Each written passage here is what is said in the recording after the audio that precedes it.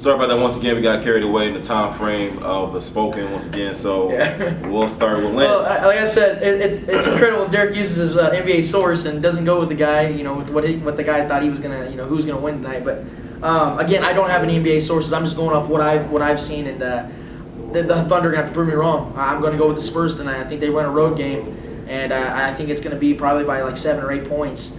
The Spurs are going to pull away at the end with some free throws, some fouls, and then they get the free throws, and it's going to be a good game. If the Spurs win tonight, do they close out in OKC the game? No. The Thunder are going to rally one win. I guarantee you guys they will win one game in OKC. They will, whether it's tonight or tomorrow, it doesn't matter. I think they're going to win one game. It's going to go back into San Antonio. Yeah, I agree. I think they get one. I'm going Oklahoma. I'm going with you tonight, but I'm telling you one thing: don't let me down, because I've been going with you since game 1. You're gonna have to show me something. Yeah, well, and to think of even step further, guys. If they don't, obviously they don't win this series. Scotty Brooks isn't on contract next season, so who's to say he comes back? There's a lot of good coaches out there, guys. I think a lot of good coaches. Maybe Phil Jackson might say, "Hey, this team is a championship-ready team. I might want to come down your way." As me being a Laker fan, I don't want to see that. I know how Big Phil does. Big Phil loves big-time jewelry.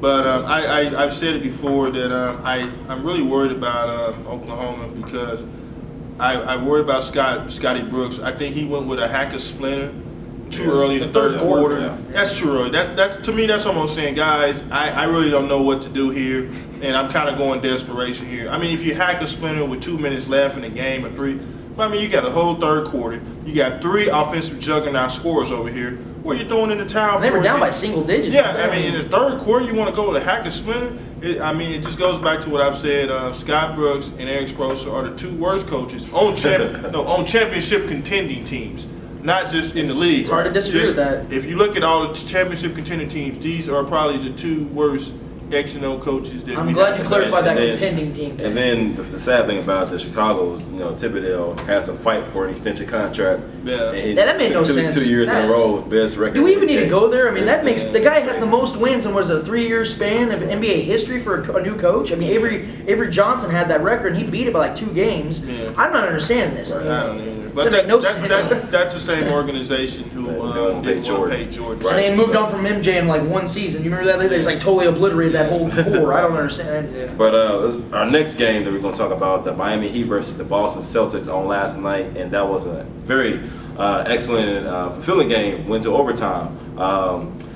So many topics to talk about on that game. What should we start off with? Let's talk about Mr. Rondo first. 44 points. He had double-double, I think, 10 assists or 10 rebounds? No, he had 9 assists, 7 rebounds. There we go.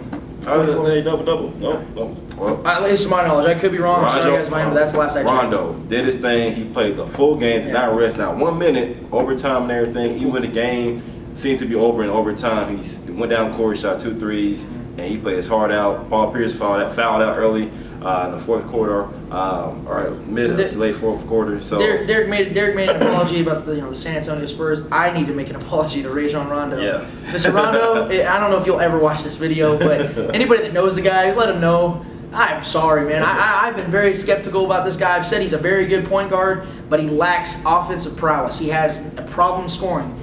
And last night, in Miami in the Eastern Conference Finals, the man shows up and drops 44. I don't care if you can say, well, they weren't teeing him up. Fact is, the ball was going in the hoop, guys. I'm sorry. And he was hitting jump shots. These weren't easy little gimme layups. Right. This dude was hitting jump shots and 3-pointers and free throws. So I'm just going to say that I apologize. The man has stepped up in my book. He's a top 5 point guard. Now, Miami, he's winning the series 2-0. Now they go to Boston on tomorrow night. Who wins on tomorrow night? Boston and Miami. I think Boston gets one tomorrow. I know that game last night really probably took a lot out of them physically and emotionally. I think they put everything they really had into that game. But I think they're going to come out and I think they're going to play well. I think Paul Pierce will play really big. He owes it to his team. He owes it to his team. He did leave the floor early while Rondo was out there still throwing in buckets out there. I like to see Pierce stick around out there. If you're going to be a leader of a team, you don't leave the bench while you got a guy out here who's played 53 minutes, scored 44 points, 10 and 8, and you're walking off the floor. This guy's still out there knocking in buckets and almost got this game. If Wade misses that free throw, Doc's got a timeout left with 2.2, and they got a timeout where they can move the ball to half court and been down by 3. and Pierce has been back in the locker room. So I mean, you owe it to your team, Pierce. There's a couple of things I want to talk about. Let's talk about first of all the Miami. Oh, I'm not gonna get my prediction now. That's all Derek. It's all. But Miami Heat, first of all, leave Ray Allen wide open. Score was 96-99. Ray Allen wide open, hits the 3-pointer, ties it up for overtime. How does that happen? Well, I'll tell you what happens. The first step is the Miami Heat got to hit a free throw every once in a while, guys. 15 missed free throws in a game. I mean, I'm just sitting here looking at the big picture. I'm like, how did this team win this game? Other than the fact the Celtics are just unhealthy. I mean, that team was healthy last night. They might have won by 20. Rondo, the way he was playing, if you look at his stat line, you say they still lost. You're gonna laugh at me. Right. Okay. There's no way in the world they could have lost. They should have lost that game. They should have won that game. So the Ray Allen situation. Paul Pierce is off the court. Okay, he fouled out. You all know where the ball's going when it's a 3-point game. It's going to Ray Allen, fellas. And when he goes around that pick, you know where he's going. He's going to the corner. And he shoots that shot, you know it's going in. So I don't understand what the Heat were thinking. I don't understand it. And LeBron James, I'm going to tell you something, man. I've been your biggest defender from day one. All these guys, you've seen them. They've all said their things about you, and I've defended you. I've said, no, it's this, no, it's that. Last night, when you took a fadeaway jump shot against a 6-foot, 180-pound point guard, when you're the best player in basketball, and you're the most unstoppable force when it comes to getting to the bucket, and the kid calls you out and says, Let's get it going. What's he say? Let's go. And you fade away, not just shoot. You fade away because the kid can't block you at all. Let alone you fade away and you clank it. Trying to be Kobe Bryant, man. Step your game up. Play the way you're supposed to play. You're gonna win games that way. You try to be somebody else and you try to get cute with it and try to get style points as opposed to real points. You ain't winning nothing. Missed shot. He got the rebound. Tried to go for a layup. The layup was rebounded by the Miami Heat. Dished back out. Came around. He called for the ball. And Rondo called him out and said, let's go, let's bring it, let's go, come on, let's go. No double team, nothing. Singles, isolation. Defense. Isolation. Like you said, 6-foot point guard against a 6'8" beast. 8 inches taller than him, man. Doesn't surprise me, though. It doesn't surprise me. I can't defend it. Whatever he says right now, I can't defend it. I'm sorry. I mean, it doesn't surprise me. He is who we thought he is. I mean, what I seen last night with that last second shot, man, I might as well went to the bathroom. I already knew it was going to overtime. Two key plays that could have changed the flow of the game. One was a Dwayne Wade foul on Rondo in a layup right in front of the referee. It's not called. Now, that could have changed the whole flow of the game, whatnot. Also, the Wade's... it didn't stop the flow, just kind of kept it going. Kick, layup, and one type deal. You know, you could debate that. Was it Garnett fouled him first before the kick came out or whatnot? But that foul should have been called. And if it was in Boston, it would have been called, guys. Let's be real. Yeah, because you got a referee standing right under the goal. What are you doing, sleeping? Look, he might have been blinking. What are you looking at? Little Wayne and Baby over here? I mean, come on, that was Birdman. He was like a Birdman. Birdman, make the call, man. I mean, they got right across the face. You got to make that call, man. And what's going on with Dwayne Wade's inconsistency? Is that just his skill level of play? Is just one game, 10 points, 12 points. Next game, he can hit 30 to 40 points, and then back to his real because he only scored 2 points. He with like seconds remaining in the second quarter. What's called Skip Bayless said it perfectly, and I disagree with Skip Bayless many times. But one thing he says, he goes from D Wade to D Fur. He'll play passive, and then one game he'll play aggressive and drop 35, 40 points. He has to find he has to be even keel, man. Just keep playing his game the way it's been working.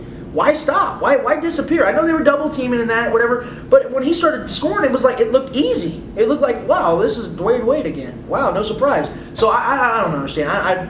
He just needs to change it up, man. He needs to quit playing the way he was playing last night. Because if he does, they ain't winning those Spurs games. They might get swept. Who knows? What hurts the Miami Heat is that they don't have an offense. Their offense is probably equivalent to my nephew's 5. Don't give them that much credit. I mean, their YMCA offense. I mean, you got LeBron and Wade. It's like they stand around. Okay, Wade, you go. All right, now LeBron, you go. There's no offensive flow that they can get in and just go in an offensive system. That's a big difference between the Heat and the Spurs. They've been playing better offense together.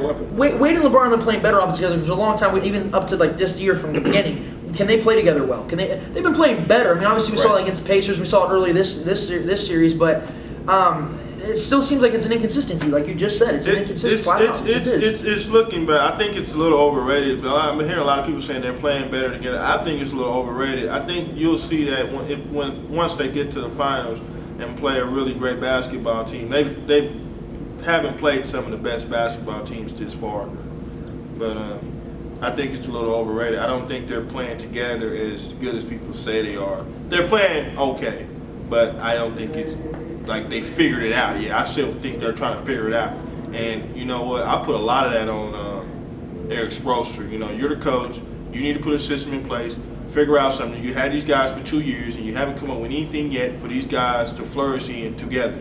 And you got to think you're going to get Chris Bosh back. So now you're going to have something that all three of them flourish in. Right. It's been 2 years. They're paying you a lot of money, man, not to be able to do Well, it. the role players stepped up once again. Chalmers stepped up. Haslam hit some shots, you know. Daddy made some key rebounds. So you know, the role players stepped up. Miller didn't get hurt. This time. You know, we'll see how it happens now. So your predictions for tomorrow night, Lance? What do you have? I think the Heat win. win? I think that when they play that bad, they usually come back and play a lot better. And I think that Boston's going to be tougher. But man, let's just be real, guys. They're not even 90% right now. I don't have confidence. They're going to win a game, like the same thing with OKC. They're going to win a game at home. I don't feel comfortable. I could be wrong, but I don't feel like I'm going to be. So a 4-1 series. I see 5 games. 4-1 series. Heat in Boston. Heat 6. Heat in 6. Heat 6. Very much interesting. Well, thank you once again for joining us on Spoken. I'm your host, Terry Love. To my right here, Derek Williams. To my left, Mr. Lance Twitwell. Part 2 of the NBA segment, Miami Heat Celtics on tomorrow night. On tonight, OKC versus the San Antonio Spurs in OKC. The home crowd hopefully should help out with OKC to get them going. So Best crowd in the NBA. yeah, very much so. So see you next time. Thanks for joining us.